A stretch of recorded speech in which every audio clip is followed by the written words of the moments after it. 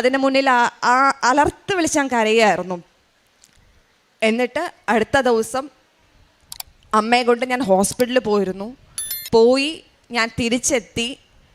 എൻ്റെ വാട്സാപ്പുള്ള phone open ചെയ്ത് നോക്കിയപ്പോൾ ഡോക്ടറിൻ്റെ മെസ്സേജ് ആയിരുന്നു, I have a surprise news for you, puppy is back to normal എന്ന് പറഞ്ഞിട്ട്. എൻ്റെ പട്ടിക്കുട്ടി നടന്നു, അവൻ ഓടുന്ന ഒരു വീഡിയോ എനിക്ക് ഡോക്ടർ അയച്ചു തന്നു.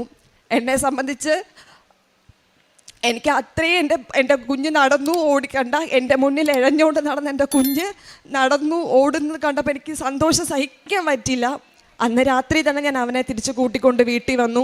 ഇപ്പം മിടുക്കനാണ്. ഇങ്ങനെ ഒരു ബുദ്ധിമുട്ട് ആ കുഞ്ഞിനുണ്ടെന്ന് വന്നിരുന്നു. ഇത്രത്തോളം ഒരു മോശാവസ്ഥയിൽ അവൻ പോയിരുന്ന ഒരു കുഞ്ഞാണെന്ന് അവനെ കണ്ടാൽ പറയില്ല. അത്ര മിടുക്കനായിട്ട് അവൻ ഓടി നടക്കുന്നു. അതെല്ലാം എൻ്റെ അമ്മയുടെ കൃപ കൊണ്ട് മാത്രമാണ്.